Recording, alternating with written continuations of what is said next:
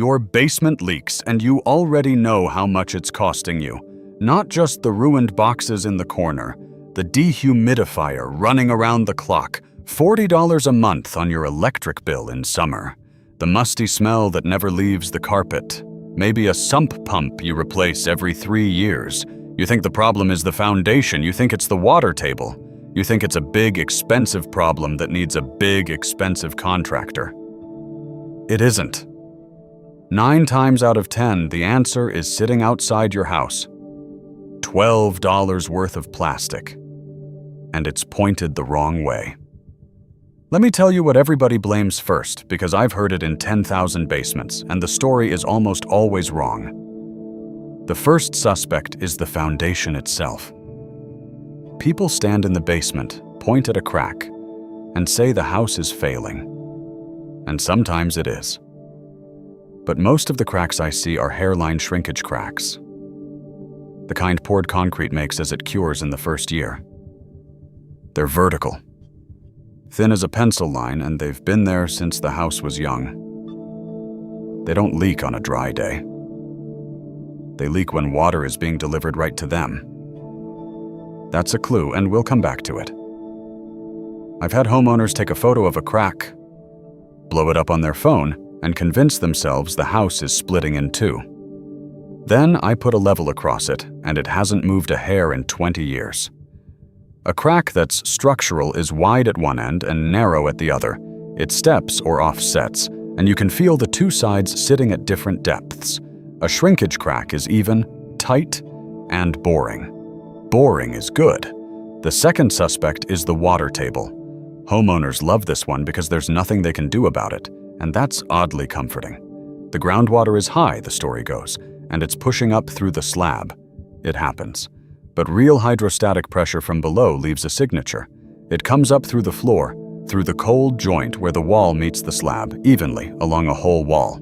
If your leak shows up in one spot, high on the wall after a rainstorm and not during a dry spell, that is not the water table. The water table doesn't wait for weather. The water table is a slow, patient thing. It doesn't care that it rained on Tuesday. If your basement is bone dry all July and then weeps after every thunderstorm, you don't have a groundwater problem. You have a delivery problem, and something is delivering.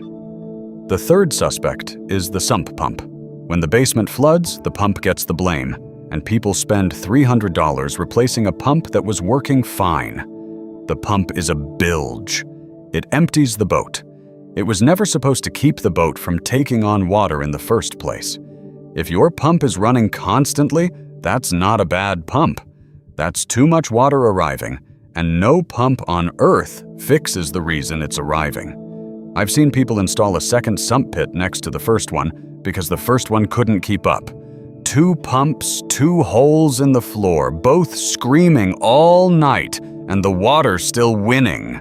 That's not a pump problem. That's a man bailing a boat with 2 buckets instead of plugging the hole.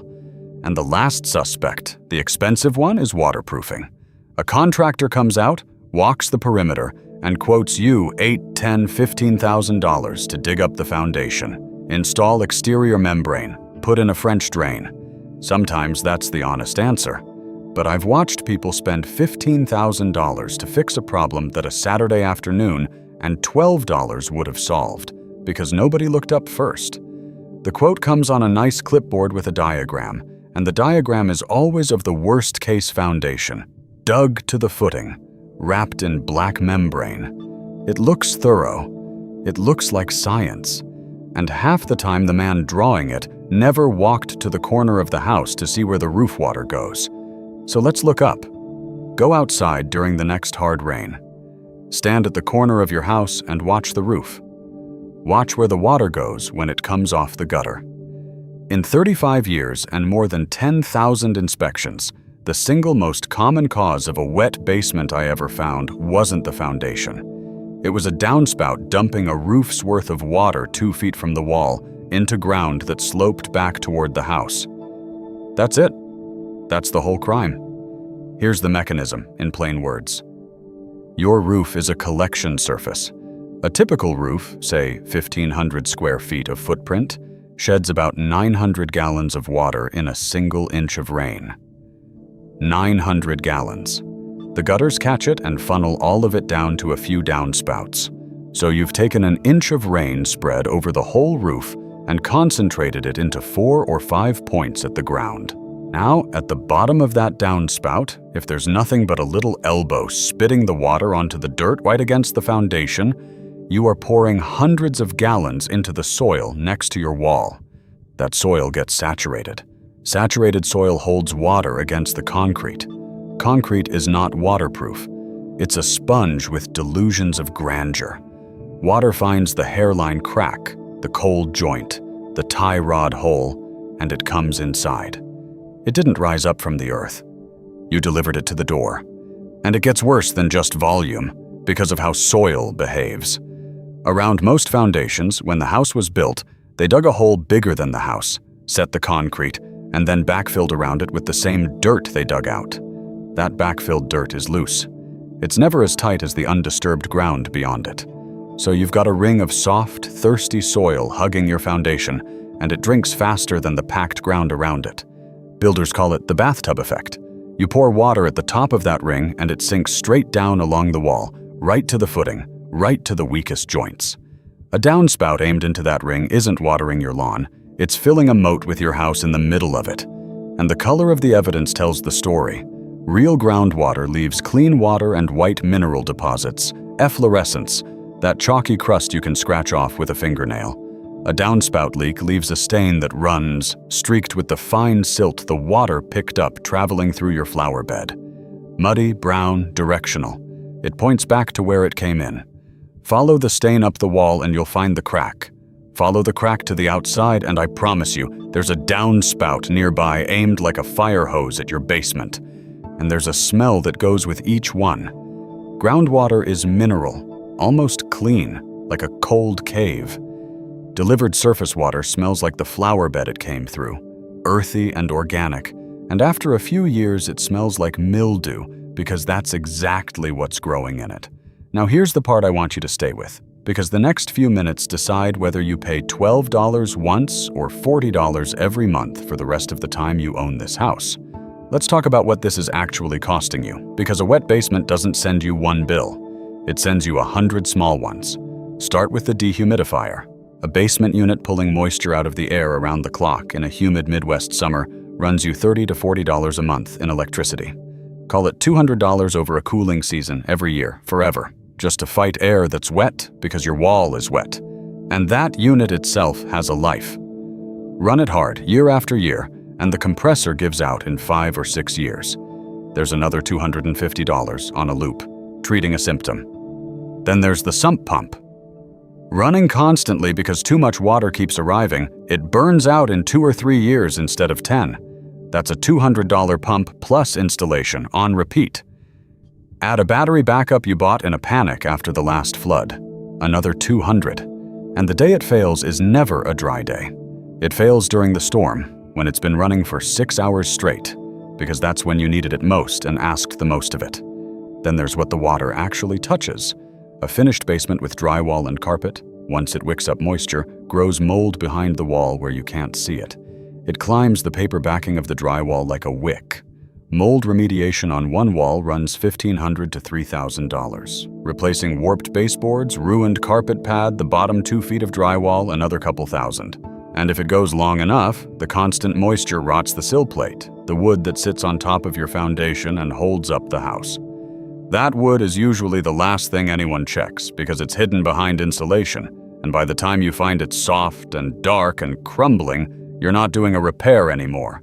Now you're in real money, structural money, 5 figures. So here's the arithmetic that ought to make you put your coat on. The fix at the bottom of the downspout costs $12. The consequence of not making it, spread over 10 years, is somewhere between $2,500 in and $15,000 if it reaches the framing. $12, or the price of a used car. You get to pick. Before you spend a dime, though, do the test. This one takes 10 minutes and you already own everything you need. Wait for rain or make your own. Wait for the next storm and go stand outside with an umbrella. Watch each downspout at the bottom. Is the water landing right at the foundation in a puddle against the wall? That's your answer. Now, put the back of your hand flat on the ground 3 feet out from the wall, then right up against the wall. Feel the slope. Water should run away from the house. If your hand tells you the ground tilts back toward the foundation, water is pooling exactly where you don't want it. If you want to be certain, set a marble down a foot from the wall. If it rolls toward the house, you've found your problem, and it just cost you nothing but a marble. There's a second outdoor test worth 2 minutes. Look up at the gutter itself in the rain. If water is sheeting over the front edge of the trough instead of going down the spout, your gutter is clogged or pitched wrong, and that whole roof's worth of water is falling straight down along the wall in a curtain. A clogged gutter turns your whole roof line into one long downspout aimed at the foundation. Clean it, or you'll fix the downspout and still get wet. Inside, do the flashlight test. Kill the lights in the basement, take a flashlight, and hold it flat against the wall so the beam raking light throws every stain, every mineral trail. See it. Follow the darkest, muddiest streak up to its highest point. That's your entry. Now, go back outside and stand directly on the other side of that spot. 9 times out of 10, there's your downspout, or a low spot in the grade, or a flower bed built up higher than the ground around it, sending water right at that wall. You just solved it with a flashlight and the back of your hand. Now let's fix it. Good, better, best. And I'll give you the real numbers. Good. This is the $12 fix, and for most houses, it's the whole cure. Go to any hardware store and buy a downspout extension. The flexible accordion kind is a few dollars. A rigid, better-looking one is around $12. Snap it onto the bottom of the downspout and run it so it discharges the water at least 4 feet away from the foundation. 6 is better, onto ground that slopes away. 4 feet. Write that number down. That alone moves 900 gallons of roof water from against your wall to out in the yard where the soil can take it. While you're out there, grab a splash block, a couple of dollars, to keep the discharge point from eroding into a new hole that funnels water right back. And check the seam where the extension meets the spout. If it leaks there, all your water is coming out 6 inches from where it started, and you've done nothing. A single sheet metal screw and a wrap of tape fixes that. Afternoon, no tools but your hands. Better. Sometimes the downspouts in a spot where a plastic extension is going to get run over by the mower or trip somebody on the walkway. In that case, you bury it. Dig a shallow trench sloping away from the house, at least an inch of fall for every 10 feet you run. Drop in a 4-inch downspout and run it out to daylight somewhere downhill, or to a pop-up emitter in the yard that opens under water pressure and lies flat when it's dry. Use the solid pipe, not the perforated kind, because perforated pipe leaks the water right back into your yard halfway to daylight, which defeats the whole point. Materials run you $60 to $120, depending on how far you go. A weekend of digging. Now, the water comes off the roof and is delivered 20 feet out into the lawn, invisibly, and your wall never knows the rain happened. But before either of those does any good, you have to fix the grade, and here's the absolute rule, the one that governs all of this. The ground within the first 10 feet of your foundation must drop at least 6 inches. 6 inches of fall in the first 10 feet, sloping away from the house. Never toward it, never flat. That's not my preference. That's the residential building code minimum for final grade, and it exists for exactly this reason. If your dirt slopes the wrong way, all the downspout extensions in the world are just delaying the problem. Of fill dirt, not topsoil, not mulch, clean fill, and you build the ground up against the foundation and taper at least 6 inches below your siding and below the top of the foundation, or you invite rot and termites where the wood meets the ground. $20, $30 of dirt and a shovel. Do not pile mulch against the siding to fix this. Mulch holds water like a sponge and rots your siding. Fill dirt, sloped, tamped down so it doesn't settle back into a dish, then plant over it if you want it pretty. Best. This is where you spend real money, and you only get here if the first two didn't do it, or if your test showed water genuinely coming up through the floor along a whole wall, evenly, on dry days. That's true hydrostatic pressure, and no downspout fixes that. That's an interior perimeter drain and a properly sized sump system, $3,000 to $7,000, or exterior excavation and membrane waterproofing, $8,000 to $15,000. And here's my honest limitation. I can teach you to redirect a downspout and regrade a flower bed from your couch. I cannot teach you to diagnose a structural water table problem or waterproof a foundation from the outside through a video. If you've done the downspouts, fixed the grade, cleaned the gutters, and you're still getting even rising water along the base of a wall on a dry week, that is the point where you call a licensed waterproofing contractor and get 2 or 3 quotes. Not 1. 3. Before he's looked at your gutters is a good one will walk your perimeter, look up at your roof line, and ask you when the water shows up before he ever mentions a price. Let me tell you about a house in Ohio, because the numbers stuck with me. Nice couple, finished basement, family room down there. Every heavy rain, water came in along the back wall, ruined the carpet twice. They'd gotten a quote for $11,000 for interior drainage and a new sump. They called me for a second opinion before they signed. I spent 20 minutes out Seatshire. 2 downspouts on the back of the house, both with those little 4-inch elbows, both dumping straight down into a flower bed the previous owner had built up right against the foundation, higher than the surrounding yard. The bed was a bathtub. The water had nowhere to go but into the wall. We pulled the elbows, added 2 rigid extensions running 6 feet out past the flower bed, and I had them dig out the bed and regrade it to slope away. Total cost, about $40 and a Saturday. The basement stayed dry through the next spring, through the wettest April they'd had in years. They put the $11,000 toward a new kitchen instead. That's not magic. That's just looking up before you dig down. So water in your basement almost certainly came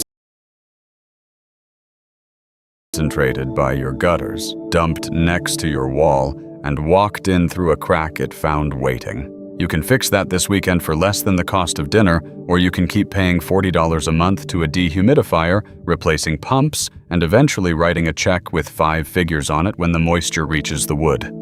Pay $12 today or pay forever. The wall doesn't care which you choose. It just keeps letting the water in until you stop delivering it.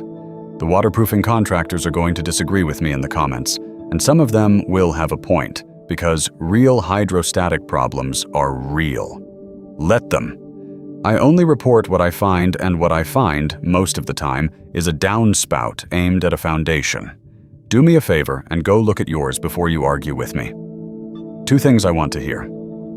Tell me your state and what a wet spring does to your basement, because the clay soils in the eastern Midwest behave nothing like the sand out west, and it changes everything. And if you've ever gone outside in the rain and watched where your downspout actually dumps, tell me what you saw at the bottom of it, because I'd bet money it's puddled against the wall. And here's the thing that's been bothering me while we talked. You fixed where the roof water lands. But what about the water that never made it to the gutter at all? The sheet of it that runs off a roof valley and misses the trough entirely every single storm. Where do you suppose that's been going all these years?